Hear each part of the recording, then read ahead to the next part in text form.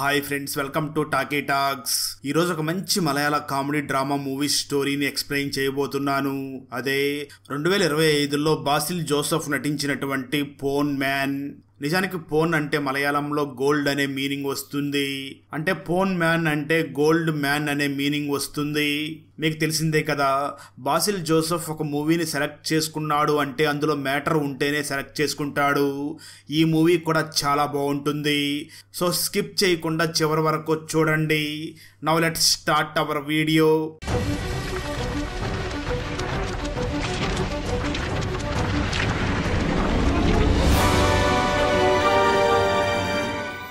Open చేస్తే Bruno ఏ పని చేయకుండా ఎప్పుడు ఒక పొలిటికల్ పార్టీ కోసం తిరుగుతూ అందరితో గొడవలు పెట్టుకుంటూ ఉంటాడు. అదే టైంలో చర్చి గోడకి ఒక పొలిటికల్ పార్టీ పోస్టర్స్ని అంటించి ఉంటుంది. దాంతో పొలిటికల్ పార్టీ పోస్టర్ ఏమిటి అని ఒక వ్యక్తి ఆ పోస్టర్ని చించేయడంతో బ్రూనో వెళ్ళి ఆ వ్యక్తిని కొట్టి నా పార్టీ పోస్టర్నే చింపేస్తావా అంటూ తనకు బాగా వార్నింగ్ ఇచ్చి తల పగలగొడతాడు. అదే టైంలో బ్రూనో చెల్లి స్టెఫీకి ఒక సంబంధం రాగా పెళ్లి కొడుకు తల్లి బ్రూనో మదర్ని చూసి మాకు ఆల్రెడీ 23 సవర్ల బంగారం ఇస్తానన్న సంబంధం ఒకటి వచ్చింది. మీరు 25 సవర్ల బంగారం ఇస్తారని ఈ సంబంధం ఓకే చేస్తున్నాను. 1 నెలలోపు పెళ్లి జరిగిపోవాలి. పెళ్లి టైంకి బంగారం రెడీ చేసుకోండి అని చెప్పి వెళ్ళిపోతుంది. దాంతో బ్రూనో మదర్ మాత్రం భర్త లేకపోయినా ఫ్యామిలీని ఇక్కడ వరకు తీసుకుని వచ్చాను, కానీ నెల రోజుల్లో 25 సవర్ల బంగారం ఎలా సమకూర్చాలి అని ఆలోచిస్తూ ఉంటుంది. మరోపక్క బ్రూనో ఒక వ్యక్తి తల పగలగొట్టడంతో ఆ వ్యక్తి బ్రూనో మీద కేసు పెట్టి ఉంటాడు. అలాగే చర్చి సభ్యులు కూడా బ్రూనో మీద చాలా కోపంగా ఉంటారు. అదే టైంలో బ్రూనో మదర్ వెళ్ళి ఒకప్పుడు తన భర్త వల్ల సాయం పొందిన వాళ్ళందరినీ కలిసి డబ్బు విషయంలో సాయం అడగ్గా ఆ సాయం పొందిన వారు మాత్రం సాయం చేసే స్థాయిలో ఉండి కూడా తనకు సాయం చేయడానికి ముందుకు రారు. మరోపక్క బ్రూనో పార్టీ వాళ్ళు మాత్రం బ్రూనో వెళ్ళి చర్చి సభ్యులతో గొడవ పెట్టుకున్నాడు. అసలే ఎలక్షన్ టైం, బ్రూనో మీద కోపంతో మనకు ఓట్లు వేయడం ఆపేస్తారు అని వాళ్ళు చాలా భయపడిపోయి బ్రూనోని పార్టీ నుంచి సస్పెండ్ చేసి పార్టీకి దూరంగా ఉండమని చెప్తారు. అలా బ్రూనో ఏ పార్టీ కోసమైతే పనులన్నీ పక్కన పెట్టి తిరిగేవాడో ఆ పార్టీ వారే బ్రూనోని పక్కన పెట్టేస్తారు. ఆ సమయంలో బ్రూనో మదర్ కూడా బ్రూనోని చూసి ఎప్పుడూ పార్టీ అని తిరుగుతావు, ఇప్పుడు నీ చెల్లి పెళ్లికి 25 సవర్ల బంగారం ఎక్కడి నుంచి తీసుకుని వచ్చి పెళ్లి చేస్తావో చెయ్యి అని తిడుతుంది. దాంతో బ్రూనోకి ఏం చెయ్యాలో అర్థం కాక అదే పార్టీలో యాక్టివ్గా ఉండే శర్మ గ్యాంగ్ దగ్గరికి వెళ్ళి తాగుతూ తన సిచ్యువేషన్ మొత్తం చెప్పడంతో శర్మ వెంటనే అజేష్ అనే ఒక వ్యక్తికి ఫోన్ చేసి విషయం మొత్తం చెప్తాడు.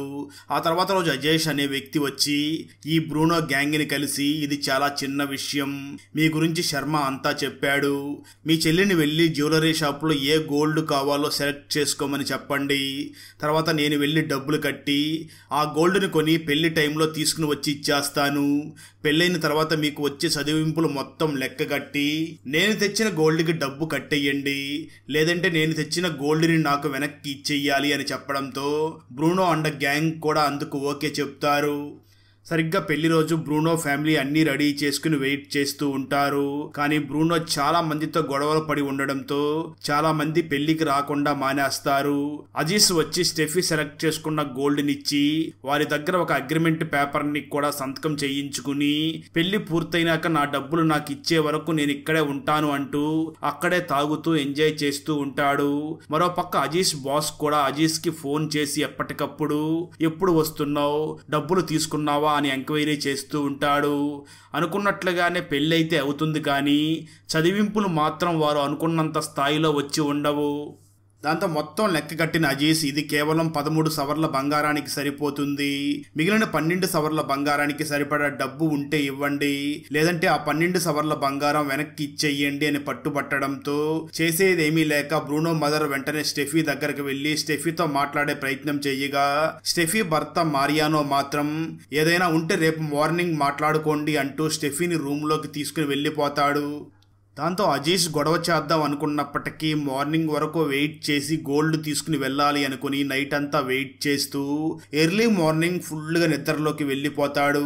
అజీష్ నిద్ర లేచే టైంకి ఆ మారియానో స్టెఫీని తీసుకుని తన ఇంటికి వెళ్ళిపోతాడు.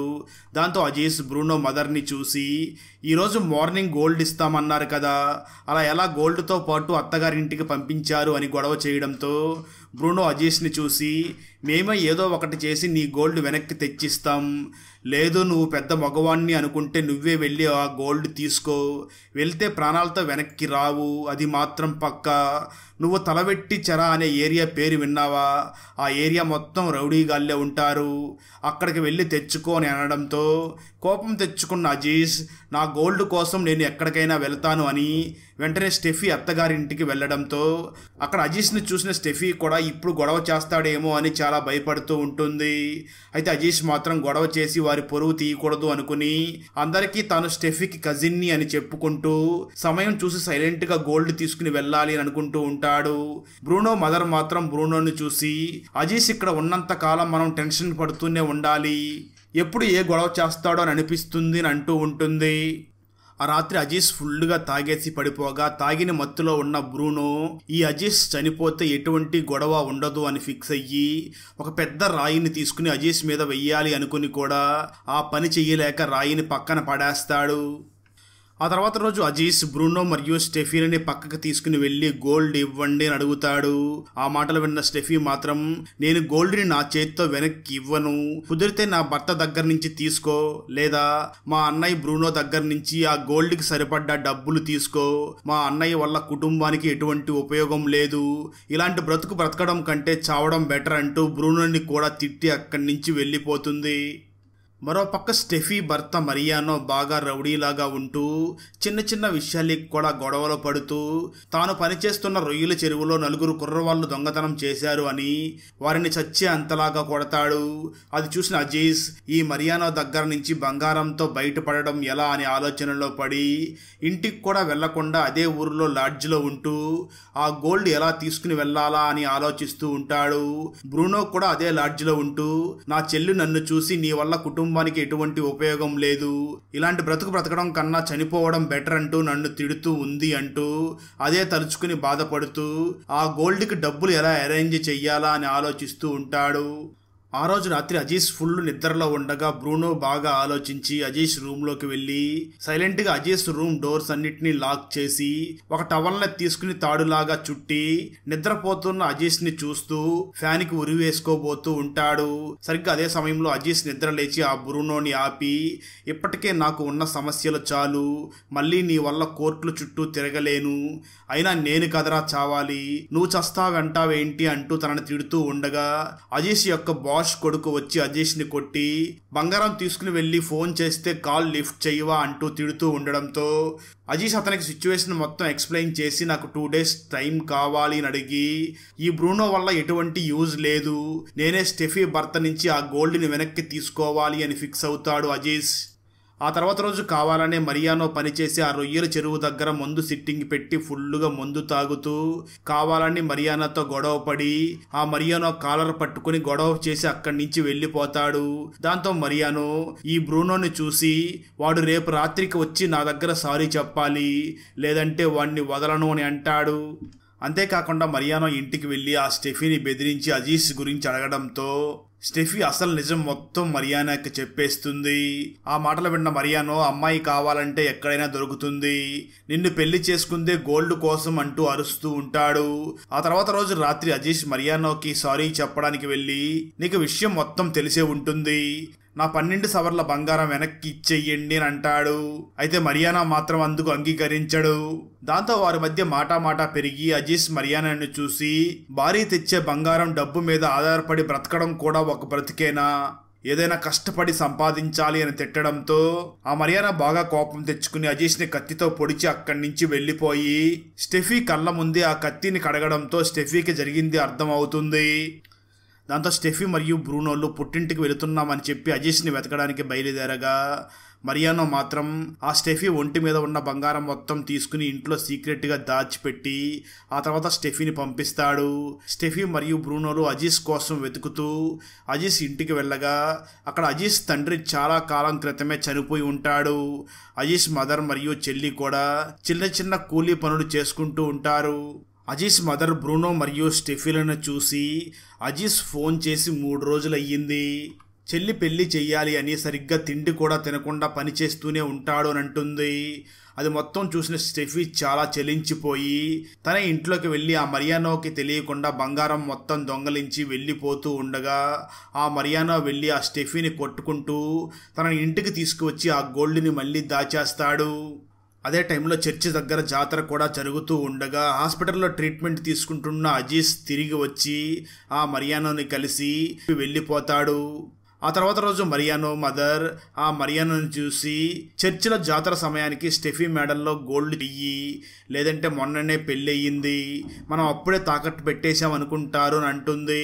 దాంతో మరియానో కొంత గోల్డ్ని స్టెఫీకి వేసి మిగిలిన గోల్డ్ని కూడా ఇంట్లో పెట్టకుండా తనతో పాటు ఉంచుకొని స్టెఫీని తీసుకుని చర్చిలో జరుగుతున్న జాతరకు దగ్గరికి బయలుదేరతాడు.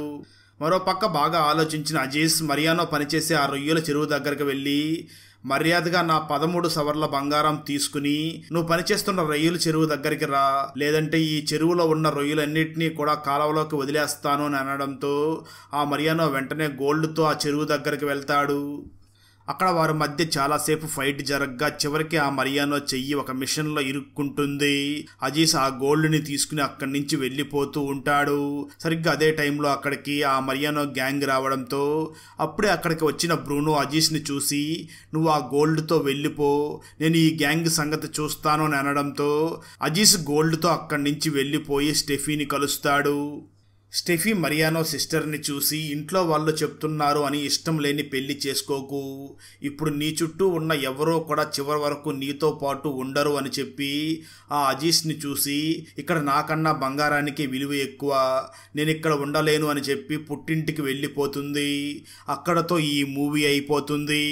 ఫ్రెండ్స్, మీరే అజీజ్ పొజిషన్లో ఉంటే ఏం చేసేవారో కామెంట్ చేయండి. అలాగే ఈ మూవీ ఎలా అనిపించిందో కామెంట్ చేయడం, ఛానల్ని సబ్స్క్రైబ్ చేసి సపోర్ట్ చేయడం మాత్రం మర్చిపోవద్దు. Thanks for watching. జై హింద్.